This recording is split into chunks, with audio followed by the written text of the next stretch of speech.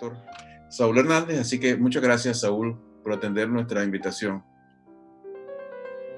Gracias a ti, Eh, Francisco, por la invitación. lo primero que me gustaría es que nos dieras, digamos, un resumen breve de cómo es que transcurrió la elección. Es verdad que hubo tanta abstención. ¿Qué hizo el gobierno para llevar a la gente a los centros de votación y qué puede esperarse acerca de la convocatoria a la consulta que hace la oposición?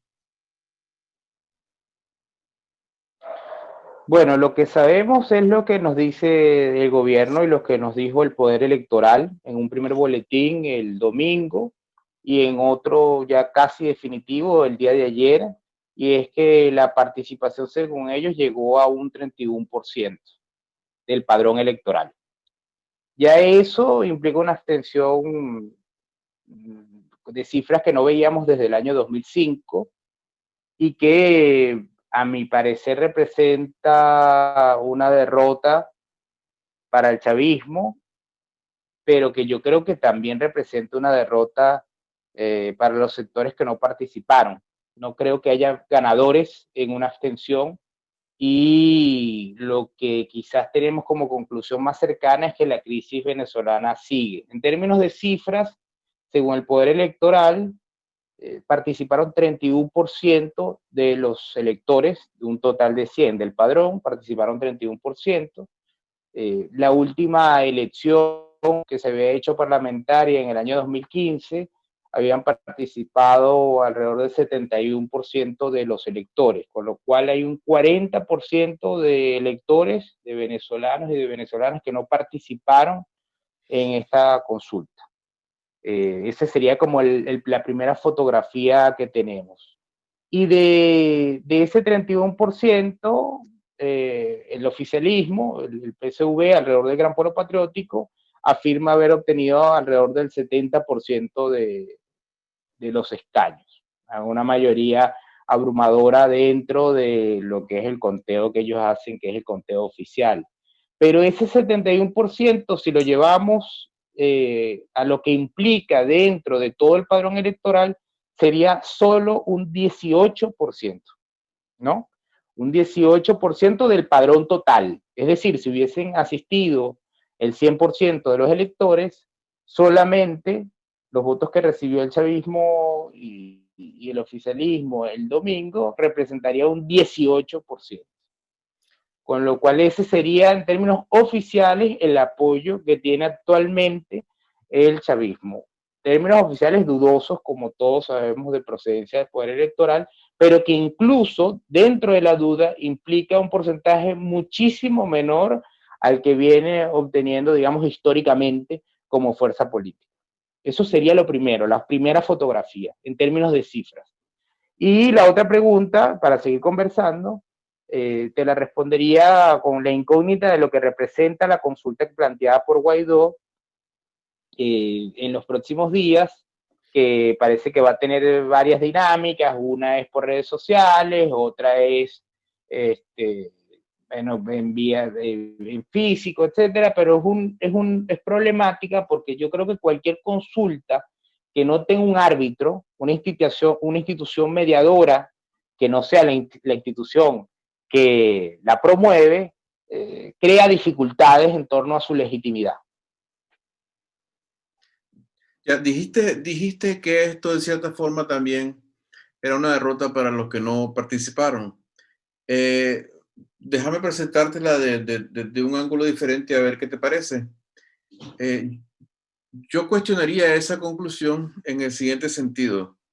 Eh, una elección tal y como la que se ha planteado dentro de Venezuela no puede tener un resultado que sea un triunfo para la oposición porque la oposición no va a ganar, está todo amañado y la oposición no va a poder de todas formas obtener el objetivo de la oposición, que es sacar al chavismo del poder. O sea, esa meta sencillamente no es viable en una elección.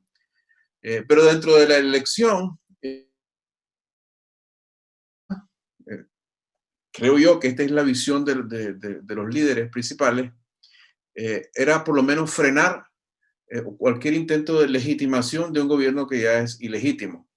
Y desde ese punto de vista, realmente la oposición alcanzó la meta posible y la alcanzó de una manera contundente, porque como bien has dicho, aún si los números oficiales reflejan eh, con honestidad la participación, el voto a favor del chavismo habría sido del 18% del padrón electoral, pero es dudoso que haya sido que estos números sean exactos, ¿no? Lo más probable es que sea un porcentaje aún menor. Lo que queda claro al mundo y, ante el mundo y ante la sociedad venezolana, lo que queda claro es que hay un rechazo de más del 80% de la población al sistema tal y como está. Y eso es algo sobre lo cual se puede construir trabajo opositor. ¿Cómo Claro, lo reaccionas a que eso? pasa es que el 70% o el 69% de los que de los que no fueron a votar, no necesariamente están a favor de un proyecto de país o de un programa de país que esté promoviendo algún líder de la oposición, ¿no? Representan muy probablemente algunos un chavismo, digamos, desilusionado, desesperanzado, otros la abstención natural en un país en el cual el voto no es obligatorio, otros a lo mejor no propugnan el camino de Guaidó o el de María Corina Machado, sino de algún otro líder de oposición, como Enrique Capriles. Es decir, no es endosable el 69% que no votó a alguna propuesta pragmática, más allá que la inhibición de este derecho ciudadano, ¿no? De inhibir a los ciudadanos, es decir, bueno, mira, no participo. No sé si no participar es en sí mismo una acción, salvo que sea simbólica o esta. Lo digo porque en Venezuela esto ya ocurrió. Si vamos, digamos, a lo que nos ha demostrado la evidencia histórica, más allá de hacer discusiones acerca de las probabilidades, de lo que implica este 69%, a quién iría dirigido, ¿no? Que eso también lo podemos conversar. En Venezuela, en el año 2005, cuando la oposición decidió no participar en las elecciones parlamentarias de aquel momento, el chavismo asumió la Asamblea Nacional casi en su totalidad, sin ningún tipo de oposición, y llevó a cabo, digamos, unas reformas legislativas que fueron perjudiciales para el desempeño económico, social, político, eh, administrativo, si quieres, del país. Luego, cuando la oposición participó en el 2018, Maduro se religió y es el presidente de facto de los últimos 2 años, es el que tiene el poder, digamos, para firmar tratados, es el que tiene el poder para manejar la Fuerza Armada, el poder de facto, digamos, como tú hablabas en una entrevista anterior, los poderes fácticos en realidad él los tiene, ¿no? Y cuando la oposición no participó en las regionales ni en las elecciones de alcaldes y concejales, el chavismo terminó también imponiéndose. Entonces yo creo que la dinámica de la abstención en Venezuela no ha funcionado. Ahora, antes de que me repreguntes, te respondo. ¿Las elecciones han funcionado para algo en Venezuela cuando la oposición ha ido? Bueno, cuando la oposición fue en el año 2015, ganó y ganó por mucho y ganó mayoría calificada. Es cierto que el chavismo no dejó gobernar y que no aceptó de facto, a pesar de que dijo que sí aceptaba la derrota, de facto no lo aceptó porque a través del Tribunal Supremo le quitó el fuero a los diputados indígenas y nos quitó la mayoría calificada y bueno, a partir de eso empezó a crear otras instituciones como fue después el llamado una Asamblea Nacional Constituyente, etcétera, pero permitió al menos dos cosas. Una, que se erigiera una institución alternativa que terminó siendo la gran representante de la mayoría de los venezolanos. En este caso, Guaidó viene de esa elección de 2015 con el mismo CNE y con el gobierno que está actualmente, el de Maduro. Y segundo, permitió que el venezolano, en ese ejercicio de ir a votar, defendiera su voto y luego defendiera en la calle, poniendo el cuerpo, arriesgando su vida, como se hace cuando se manifiesta contra cualquier gobierno autoritario, eh, defendiera esos derechos que había, digamos, en un primer momento ejercido en las urnas. Entonces yo creo que, como bien sabes, yo soy pro elecciones pro ir a votar independientemente de que el árbitro sea amañado, porque creo que nosotros los civiles no tenemos otra opción. O sea, la única opción que tiene alguien como yo, que no maneja armas, que no tiene poder de fuego y que no quiere tampoco perder la vida, y mucho menos yo que estoy desde afuera, imagínate con qué moral voy a obligar a que los venezolanos arriesguen su vida en las calles contra un gobierno que no protege los derechos humanos. Creo que el voto es la única forma, aunque sea, ya que estamos en el plano simbólico, simbólicamente. ¿Pero te parece que los votos iban a ser contados por lo menos tan honestamente como en el 2015? No, no lo sé. Si me preguntas, no lo creo, pero por lo menos obligas a aquellos que están, digamos, vigilando las urnas a perpetrar el amaño, defiendes cada voto y elaboras una estrategia para defenderlo. Pero si no vas, yo creo que no hay ninguna opción que le puedes brindar a los venezolanos y las venezolanas como yo, que no saben otra cosa que votar porque somos civiles, para defender los derechos que nos quedan, los pocos que no se nos han conculcado. O sea, creo que es el único que tenemos. Si tuviéramos otra opción, que creo que es lo que se ha explorado en los últimos años, se han explorado múltiples opciones. Se ha ido a la OEA, bueno, tú lo sabes muy bien, no voy a repetirlo aquí para no Sí. gastar el tiempo en eso, pero se ha manifestado, se ha hecho huelgas de hambre, se han hecho absolutamente todos y cada uno de las manifestaciones que se pueden hacer cívica, democrática, pacíficamente, constitucionalmente, y ninguna ha funcionado. Entonces nosotros tenemos que votar siempre hasta que nos cansemos porque no hay de otra.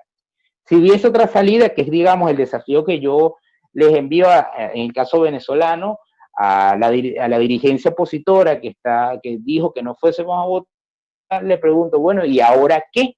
Porque Maduro está y seguirá estando. Entonces, ¿qué podemos hacer nosotros lo que no tenemos armas?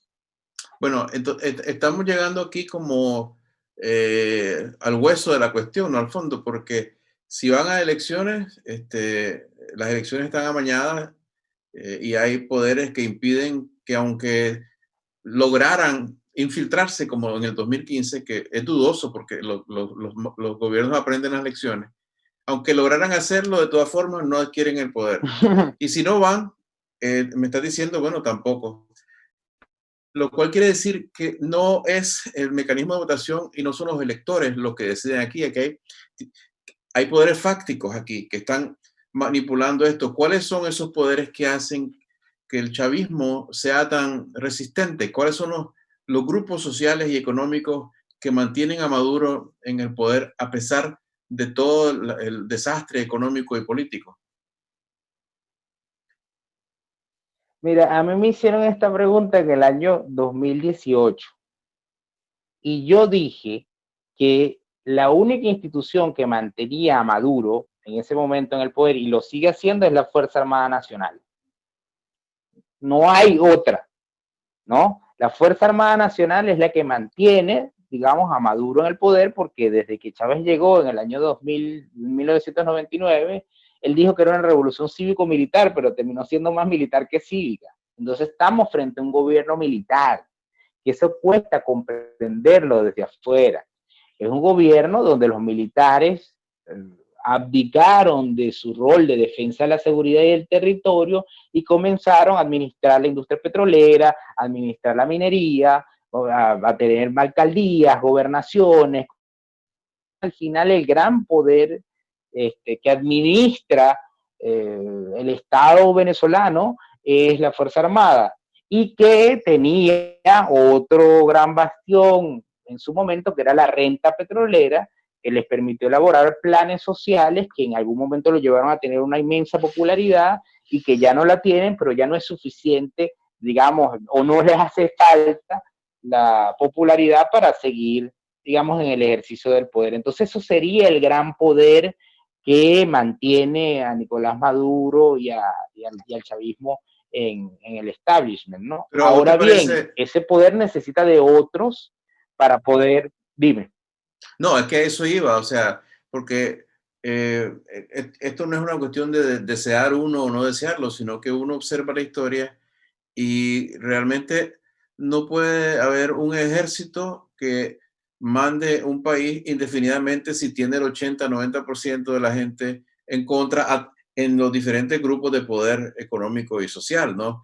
Si realmente en la sociedad venezolana entera, los poderes económicos, los poderes religiosos, los diferentes poderes civiles están en contra, sería una aberración histórica que un ejército pudiera controlar el país indefinidamente. Bueno, es que no ha sido indefinidamente. Recordemos que el chavismo tiene varias etapas.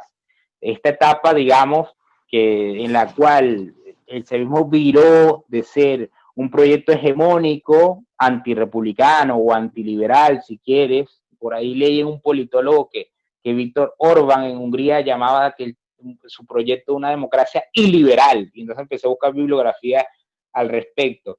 Pero bueno, supongamos que en un primer momento tenía un proyecto que occidentales, liberales, etcétera, pero que tenía un amplio apoyo de la mayoría. Luego de ahí, la soberanía popular no le interesó tanto y se convirtió en lo que es ahora, pero no fue siempre así. Entonces, si lo que debemos ubicar históricamente, muy probablemente Venezuela tiene este proyecto, que es un proyecto militarista, de forma más radical a partir del año 2013-2014, si tú quieres. Entonces tiene 4 años en este proceso de depauperación de las instituciones democráticas y de todo el andamiaje republicano, donde ahora bien, el músculo, si quieres, democrático, el músculo beligerante, la sociedad civil, se ha visto depauperado porque en los últimos 4 años, de hecho hay un informe de la Comisión de Derechos Humanos donde se ha demostrado la cantidad de presos, de torturas, de persecuciones que ha habido, y asúmale eso la crisis económica que ha generado una migración que se estima en más de 5 millones de venezolanos. Entonces, digamos, eso que parece una aberración histórica, si lo ubicas con todas estas variables, encuentras explicaciones de por qué el músculo que tienen todas las sociedades occidentales de luchar por sus derechos se ha ido debilitando. Se ha ido debilitando porque el chavismo ha ido acaparando espacios que la oposición ha dejado en algunos momentos o que no ha podido capitalizar y concretar, y porque también la misma sociedad civil ha tomado la decisión de emigrar en los momentos donde la hambruna fue demasiada. Entonces, no es solamente un tema político, es una crisis también humanitaria. De hecho, las cifras revelan que tenemos un éxodo casi como el de Siria, que es un país que tiene una guerra civil. Entonces, es mucho más complejo que pensar que te estás confrontando contra un régimen dictatorial tipo Pinochet, por ejemplo, ¿no? Aquí se une un régimen dictatorial, pero que también es hambriador y que también es antioccidental y que logró de alguna forma engranar un momento de la historia política mundial donde hay nuevos aliados que están adquiriendo un peso que no tenían antes. China tiene un peso que no tenía en los años 90, Rusia tiene un peso que no tenía en los años 80, ¿no? Entonces hay toda una dinámica que como multivariable que le permite a este autoritarismo militar o a esta dictadura, para hacerlo más simple, de nombrar, enquistarse en el poder.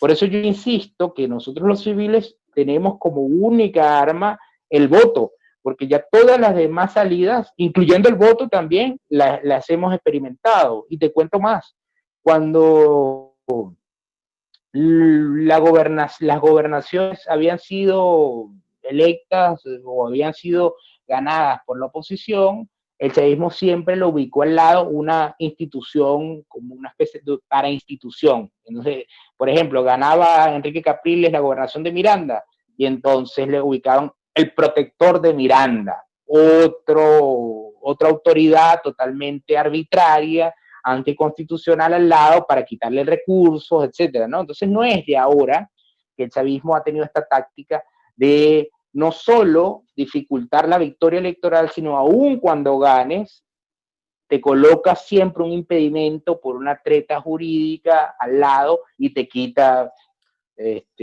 presupuesto y te quita la policía y te quita un montón de atributos. Entonces, ha sido una lucha muy larga, de muy largo aliento, pero que siempre ha tenido en el voto el primer paso. Por eso yo creo que la abstención en nuestro contexto, no estoy diciendo que sea un contexto, digamos, cada país, cada nación tiene sus propias luchas, pero en nuestro contexto creo que había que ir a las elecciones no creyendo que con eso íbamos a lograr una victoria maravillosa y se iba a imponer la democracia y los valores ¿Qué iban a occidentales, lograr sino entonces? viéndolo siempre como un arma de lucha. ¿Pero qué Bueno, iban a un arma de lograr? lucha. Saúl, Es la primera instancia de lucha. Bueno, Saúl, como mi se logró en el pregunta, 2015, como se logró sí, la gobernación de Miranda, dime. mi pregunta era, ¿qué Es expectativas que no hay realistas? otra. Si te digo, si te la pregunto a ti, dime. No, no, no, lo que pasa es que a veces por ese proceso de eliminación no se llega a una solución, se llega a que no hay soluciones, ¿no? Claro, Eso ocurre en el caso claro, de un paciente, como un paciente desahuciado, ¿no? No se puede A, no se puede B, no se puede C, y no quiere decir que se pueda D. claro. Porque de esa manera me has presentado el caso de Venezuela, como el de un paciente desahuciado, porque realmente me has dicho vos mismo que las elecciones no sirven para nada en Venezuela, que son porque no nos queda de otra, es lo que sabemos hacer, pero No, no es que no sirvan ¿qué para meta nada. realista, qué No, meta no dije que no realista sirvan para hubieran nada. podido alcanzar esta vez? Claro. Bueno, te podría devolver la pregunta, te la voy a responder de dos maneras. Una con una pregunta que es, bueno, si no votamos, ¿qué? Tampoco hay opción. Y votando, lo que hemos logrado es que se mida la fuerza política que se tiene. En algunos casos, el mismo árbitro le ha otorgado la victoria y a partir de eso se han logrado ciertas conquistas. Gracias a que fuimos a la elección del 2015, muchos países a nivel mundial reconocieron a Juan Guaidó como presidente interino. Eso fue una de las opciones que se logró con el voto. Por eso te decía, no es que no se logró nada, el voto llevó a Guaidó. Si nosotros hubiésemos decidido no asistir en el 2015, no hubiese existido ni siquiera la figura de Guaidó. Ahora, con el periódico del lunes, tú me puedes decir, bueno, ¿y quién es Guaidó ahorita? Bueno, muy probablemente, no sé, ahorita lo siguen reconociendo a nivel internacional, no sé cuánto más vaya a durar ese reconocimiento, pero si Guaidó está ahí, es porque el voto logró que la asamblea ganara mayoritariamente y que él fuese presidente de la junta directiva y eso le dio el interinato cuando se terminó el periodo presidencial 2013-2018. Esa es una de las cosas que se logró con el voto. Te hago la otra pregunta, ¿qué se ha logrado con la abstención? Nada. Ahora, si tú me pones a comparar entre qué se logró con el voto y qué se logró con la abstención, bueno, con el voto se logró Guaidó, con la abstención nada. Pero tú me puedes decir tranquilamente, bueno, pero lo de Guaidó es simbólico, porque al final el que ha gobernado es Maduro y yo te puedo dar la razón. Pero hay diferencia. Con el voto se logró algo, con la Sí. abstención Hay nunca se ha diferencia, logrado pero en ambos nada en la casos, historia venezolana. Saúl, estamos dándole duro a este tema, ¿verdad? Porque hay otras cosas que quiero preguntarte, pero es que en ambos Sí, yo casos, sé. en ambos casos la victoria es o pírrica o simbólica, ¿no? Porque 2015, bueno, queda Guaidó y me estás diciendo que es simbólico porque en realidad poder no tiene. En este caso también es simbólica porque Sí. es una confirmación rotunda, universal, de que este es un gobierno totalmente aislado de la sociedad, ¿no? Y aparentemente ese es el objetivo de la oposición. Yo te iba más bien a preguntar que por qué, si es tan obvio que yendo a elecciones se gana algo y absteniéndose no, entonces por qué fue que la oposición tomó la decisión de no ir a elecciones? Yo me lo pregunto todavía, porque yo, digamos, si en el 2015 gano la elección a la Asamblea Nacional y a través de una artimaña del Tribunal Supremo me quitas 3 diputados y luego me convocas otra vez a la elección, yo hubiese seguido participando y hubiese participado en las de alcaldes y hubiese participado en las de gobernadores y hubiese ido erosionando electoralmente poco a poco el poder oficialista, el poder gubernamental. Entonces, la pregunta se la tendrías que hacer en este caso al liderazgo opositor. Yo hubiese seguido participando en cada una de las elecciones que se llevaron a cabo, pero lo que se ha demostrado, la situación actual, así como te digo una cosa, te digo otra, es que si vas dividido, no ganas. Entonces, creo que también la dispersión de la oposición, la división de la oposición, ayudó a que el chavismo, bueno, se reorganizara a partir de esa victoria del año 2015. Igual te digo, yo noté, es que lo voy a decir bien porque tengo que ser responsable. El chavismo, o en este caso el madurismo, no es un proyecto democrático. Con lo cual, que tú vayas a una elección no garantiza nada, ¿sí? Es solamente una posibilidad, es una ventana abierta o una puerta abierta, pero no garantizaba nada. O sea, yo no iba, digamos, si hubiese tenido la posibilidad de ir a votar, no iba a ir a votar con la certeza de que ese voto se iba a contar como se tenía que contar y que eso me iba a llevar a un cambio constitucional. Eso está clarísimo, Francisco. Lo que estamos haciendo aquí es un esfuerzo para pensar desde otro lugar posibles soluciones contra un régimen que quiere instaurarse en el poder a como del lugar. Eso lo tenemos clarísimo. Ahora, ¿cómo lo hacemos? Bueno, yo hubiese intentado la vía electoral, yo hubiese intentado todos los referendos posibles, yo hubiese agotado todas las instancias como muchos opositores lo hicieron, pero no unidos, porque hubo un momento en el 2015 donde se rompió la unidad que se logró en el momento electoral del 2015. Entonces yo creo que allí hay algo también para reflexionar. Ya te di la foto y firmamos, Francisco, tú que eres un demócrata y yo también, que Maduro es un dictador. Ok, ¿dónde firmamos? Listo. Ahora, ¿cómo pensamos en luchar contra eso? Bueno, déjame hacerle una crítica, ya que me das la posibilidad de hablar contigo, a la oposición, de que no ha podido mantener la unidad en un momento donde hay una crisis humanitaria sin precedentes en la historia republicana de Venezuela y que uno pediría y clamaría porque armen un liderazgo, digamos, de concertación, que vuelva a la mesa de la unidad, que vuelva a la Secretaría General que tenían, que vuelvan los mecanismos de consenso y participación. Yo creo que ha habido ahí un conflicto porque ha habido algunos actores que han pensado una vía rápida, expedita, más célere, quizás porque, bueno, tenían empatía con las urgencias de la sociedad venezolana, y otros que han pensado una vía más lenta, una vía de ir erosionando, de irle ganando la batalla cultural y jurídica al chavismo, que era lo que yo creía que se tenía que hacer a partir del 2015 y que al final se tomaron otros mecanismos que terminaron jugando también en contra. Pero bueno, no la teníamos fácil los demócratas contra el chavismo, Francisco, porque los Sí. demócratas somos plurales, somos tolerantes y creemos en el diálogo y creemos en la controversia, y la posición venezolana es plural, es diversa. Hay gente de izquierda, hay gente conservadora, hay liberales. Entonces es muy difícil ponerse también de acuerdo en ciertos puntos. Es mucho más fácil para el chavismo, que no es muy tolerante ni tiene el pluralismo como virtud, ¿no? Bueno, ve, digamos que la controversia acerca de si se debió ir, no se debió ir, bueno, esa es una cuestión bien difícil de dilucidar. Hay, Sí, muy difícil. veo tu punto de vista. Yo quizás estoy juzgando un poco con una referencia equivocada, porque ir a elecciones en Nicaragua significa que básicamente vas a estar rodeado de paramilitares y matones y pandillas que van a hostigarte, y no funciona igual pues, que en Venezuela, donde aparentemente se puede ir a votar al menos, y aunque la cuenten mal. Ese es mi prejuicio, correcto, ¿no? Por eso es que tal vez yo estoy viéndolo de una manera diferente, pero quisiera hacerte una pregunta viendo ya hacia adelante. Pasaron las Sí, elecciones. Error o no error ir a las elecciones, el resultado neto es que sigue, digamos, un reclamo de legitimidad del gobierno que dice abrimos elecciones, ganamos con los que fueron, exacto.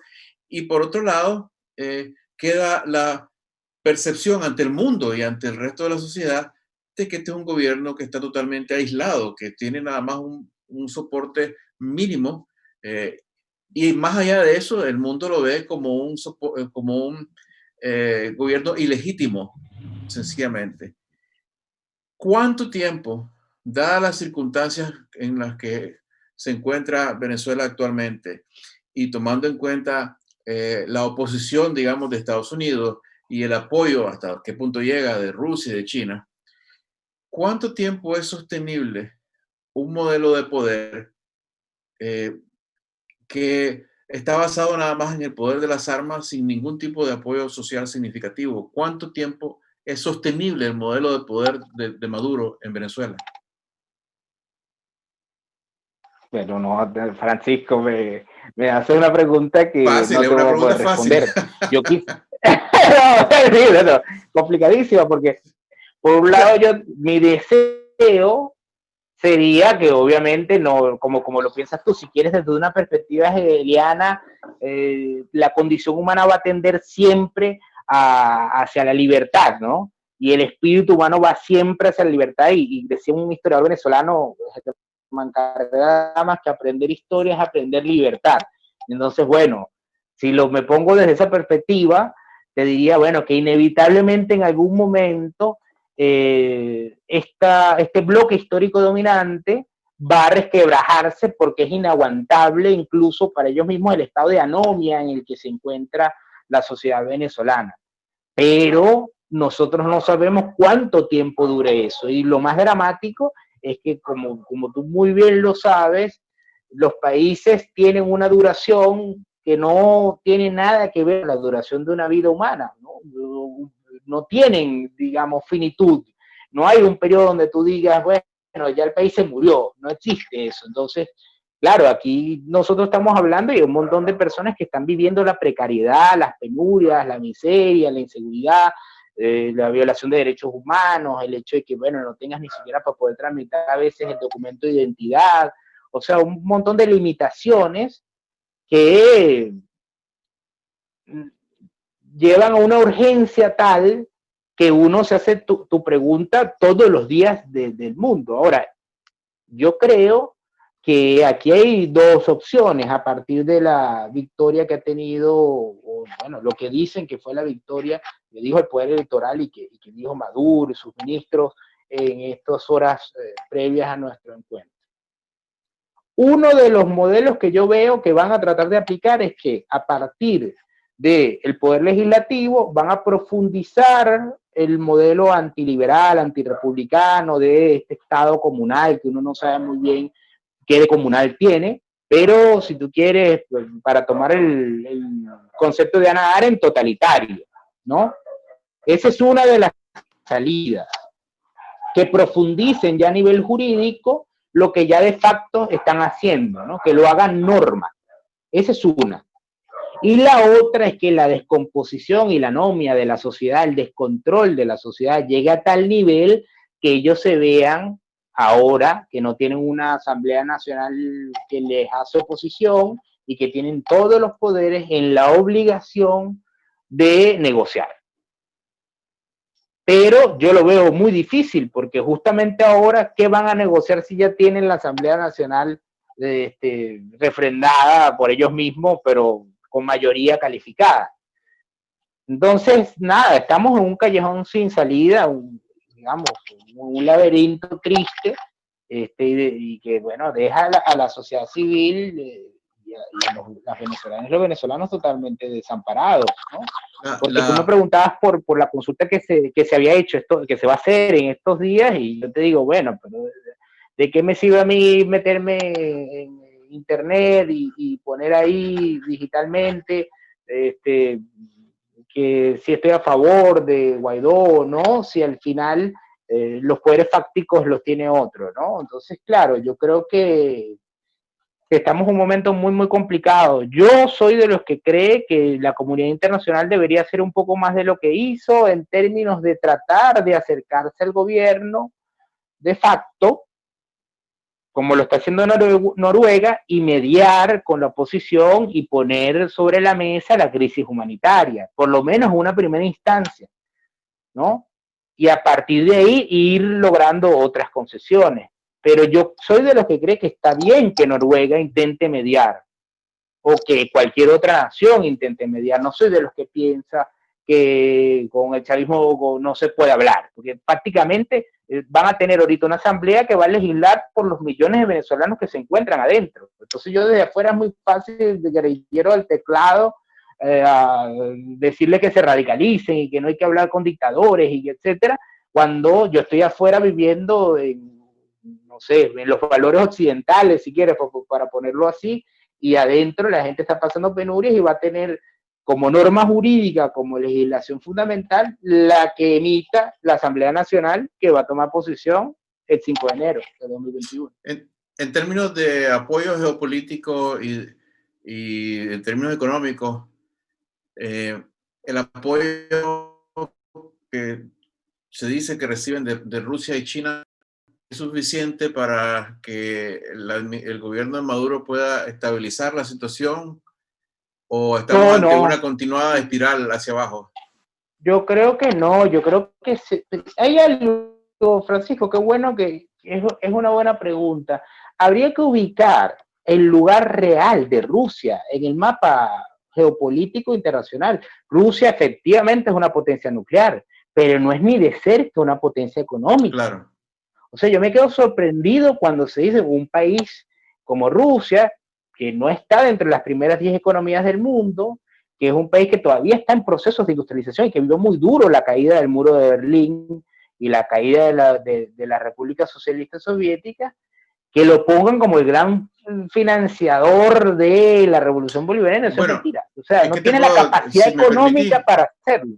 Es que si me permitís, Rusia es anómala y siempre lo ha sido básicamente porque es un país atrasado, no es un país desarrollado, pero es un país que tiene ambiciones imperiales como un país avanzado y tienen bastante efectivo, o sea, tienen bastante dinero por las industrias extractivas de ellos, tienen grandes reservas. Sí, tienen grandes reservas de petróleo. No, de dinero, de dinero. Comparado y dada la situación tan precaria de un país como Venezuela y las ambiciones imperiales, y bueno, está China además, o sea, es que uno se pregunta realmente de dónde se va a agarrar el gobierno para que no continúe una espiral. Francisco, la zona de influencia de Rusia, perdóname que discrepe, no es el Mar Caribe. No es el Mar Caribe, ¿no? Lo fue en algún momento después de la Revolución Cubana porque estaba en pleno apogeo, pero militarmente, incluso estratégicamente, a mí me parece que es más bien una estrategia de propaganda, incluso del chavismo, decir que cuentan con Rusia como si fuera la extinta Unión Soviética. Yo a veces veo que hay como un espectro de que se está reviviendo una guerra fría que materialmente, cuando uno revisa los números económicos de Rusia y cuando uno se pone a ver el peso que tiene el comercio internacional, no es tan importante.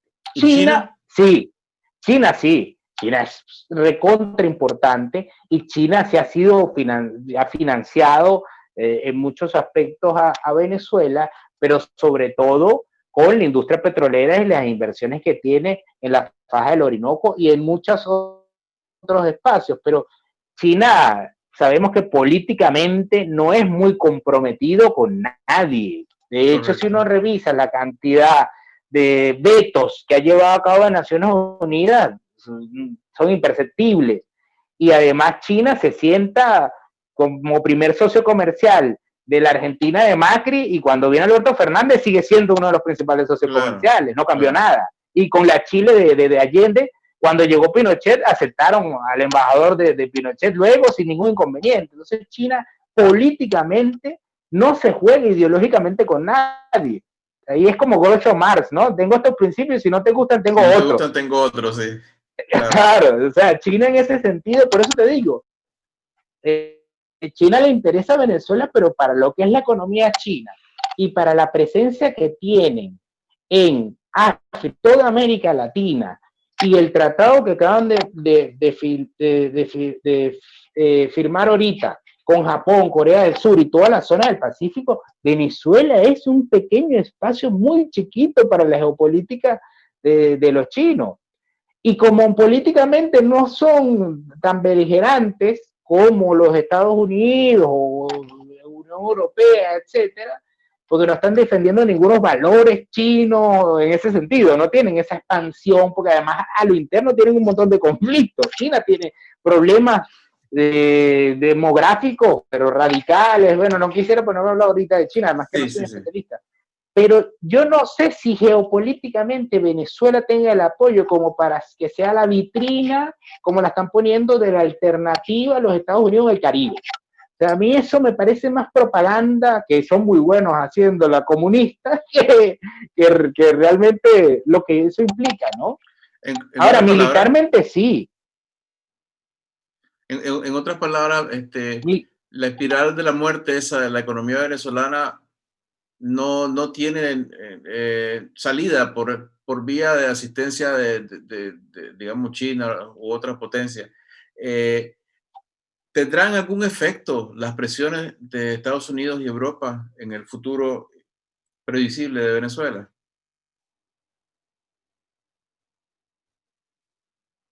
Yo quisiera pensar que ahora que el chavismo logró concretar la hegemonía nuevamente, como la tuvo ya en su momento, va a empezar a vivir contradicciones a lo interno, donde se van a agudizar los conflictos entre ellos y muy probablemente allá hayan salidas reformistas o salidas más abiertas o más plurales que busquen, ya habiendo aumentado la apuesta de tener la Asamblea Nacional, etcétera, bueno, resolver algo con respecto a la ayuda humanitaria y con respecto a la mesa de diálogo que tiene a Noruega como mediador. Pero yo lo veo muy difícil. Fíjate que yo seguí, Francisco, hace como 3 años, una mesa, no sé si era de negociación en términos comerciales con China, donde muchos representantes de China explicaban cómo habían sido las reformas que llevaron a China a ser la segunda potencia económica del mundo y que la van a llevar a ser la primera. Y ellos le explicaban cómo el libre mercado y los agentes económicos privados habían sido fundamentales. Yo en ese momento pensé que a lo mejor ellos hacían unas reformas manteniendo el poder político y generando que los agentes económicos tuvieran, digamos, su propio desenvolvimiento en la aceleración de las fuerzas productivas y de una reindustrialización del país, etcétera, como Vietnam lo hizo, que es comunista, pero crece a tasa china, o creció en los últimos años a tasa china. Y así lo hizo China, por eso China. Pensé que eso se iba a dar, pero el modelo político venezolano está tan amparado en la renta y los agentes y actores políticos están tan enquistados en el modelo rentista que yo dificulto que una apertura económica no devenga en una apertura política necesariamente. O sea que no puedes mantener el control cuando sueltas a los agentes económicos. Igual los chinos acabaron con la tesis liberal en ese sentido, de si hay libre de mercado, indefectiblemente habrá república, democracia, etcétera. Ellos acabaron con esa tesis. Pero en Venezuela, muy probablemente, los militares, como tienen el poder de la renta, si ellos pierden esa matriz económica y empiezan otros actores a tener preponderancia o protagonismo, a lo mejor ahí se resquebraja el modelo que había cimentado Chávez, que estaba amparado en su carisma, en su liderazgo y en la renta petrolera. Bueno, ya para terminar, porque la verdad, como dijiste, habíamos hablado antes, ¿verdad?, de los temas y dijiste, bueno, quién sabe cuántas horas nos llevaremos en esto, pero porque hay mucho que darle vuelta aquí. Pero ya para terminar, por lo que estoy entendiendo de este diálogo de desesperanza que hemos tenido sobre Venezuela, sí. Casi que te queda marginalmente una cierta esperanza de descomposición en la reanudación de una ofensiva opositora, ¿no? O sea, esto habla de un decaimiento enorme en todo lo que es la energía social y política de Venezuela, ¿no? Que la apuesta sea marginalmente apenas un poco más, que si se descompone el chavismo pueden haber conflictos y por ahí se puede abrir, y que eso sea más esperanzador o menos desesperanzador que el juicio que se hace sobre la oposición, porque implícitamente lo que estás diciendo es la oposición no tiene camino, no tiene vía, no tiene visión, no tiene alternativa. ¿Me estoy equivocando en el resumen? No, vas acertando, pero yo si quieres lo complejizo un poco más, porque La sociedad civil venezolana ha hecho esfuerzos inconmensurables, Francisco. O sea, yo creo que no se le puede exigir más al pueblo de Venezuela de lo que ha dado. Recuerda que en Venezuela ahorita la lucha es por sobrevivir material y físicamente. O sea, ahorita la lucha es por tratar de tener las calorías suficientes para que no te dé anemia, no te dé desnutrición. Tienes que hacer colas para cualquier tipo de servicio, para gasolina, la luz no llega a las 24 horas del día que necesitarías disponer del servicio, igual pasa con todo lo básico. Entonces, si la sociedad civil se ve mermada en su energía, en su dinámica social, no es solo porque tiene un gobierno al frente que, según el informe de Bachelet, ha perseguido, ha apresado sin el debido proceso, ha torturado, etcétera, etcétera, etcétera, sino también porque ha mermado su vida material, los ha precarizado o nos ha precarizado, yo porque tengo familia allá todavía, nos ha precarizado de tal forma que sin las remesas de los extranjeros que salen, digamos, a trabajar en cualquiera de los países latinoamericanos, Estados Unidos o Europa, no pudieran subsistir. Entonces te podrás imaginar lo que decía, el concepto de anomia no lo dije por lanzarlo así al revoleo. En realidad hay allí una anomia porque hay un caos social en el cual no tenemos ahorita la energía, la dinámica para poder hacerle frente a ello y menos en un contexto de pandemia como la que hay. Entonces yo sí confiaría en que se agudicen más las contradicciones dentro del bloque histórico dominante ahora que tienen toda la hegemonía y se den cuenta que son gobiernos pero que no son poder en el sentido de que no tienen la capacidad de resolver los problemas prácticos de la gente.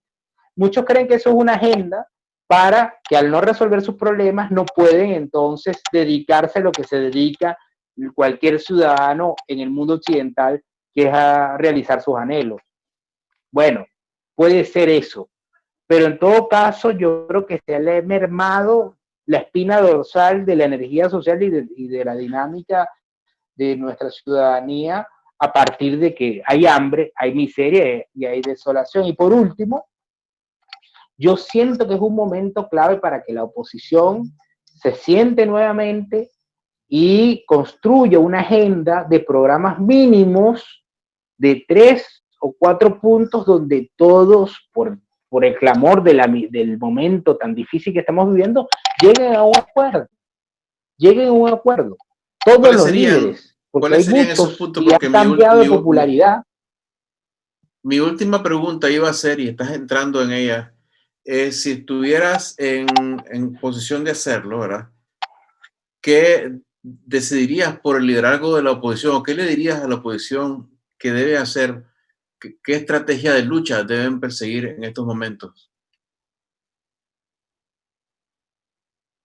Yo creo que lo primero que se debe hacer es propiciar un programa de ayuda humanitaria para Venezuela, que es, digamos, como el clamor fundamental, que involucre medicamentos, que involucre alimentos y que también le exija al gobierno que libere ciertas normas de la economía, un programa de saneamiento de la política fiscal, monetaria, etcétera, que permita la libertad de comercializar en otras divisas, etcétera, y poder sentarse con el gobierno a exigirle eso primero, ¿no? Para resolver el día a día de los venezolanos.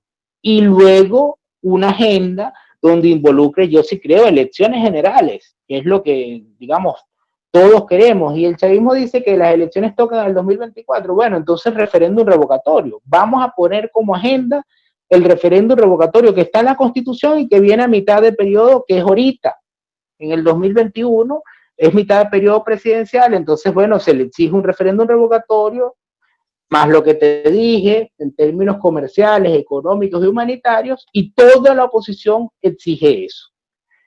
Yo creo que si se logra eso con el apoyo de la comunidad internacional, referéndum revocatorio, más ayuda humanitaria en términos de medicamentos, alimentos y tratar de liberar comercialmente un poco la situación de represión que hay, bueno, podemos llegar a negociar quizás con algún tipo de, bueno, demanda que va a tener el gobierno para poder asumir esta agenda que te estoy diciendo. A lo mejor, bueno, hay que poner el bloqueo, bueno, llegar a ciertas negociaciones, pero yo sí creo que hay que negociar con mediadores sólidos y seguir intentándolo. Hay que seguir en eso, pero con liderazgos ya mancomunados. No puede ser que la oposición en un momento de tanta tragedia nacional no pueda sentarse a dirimir las controversias que tenemos los demócratas. O sea, digamos, esto es porque no lo ven a lo mejor tanto en Venezuela, pero yo les hago un clamor a los líderes de oposición que se sienten a tener una agenda mínima común de 3 puntos.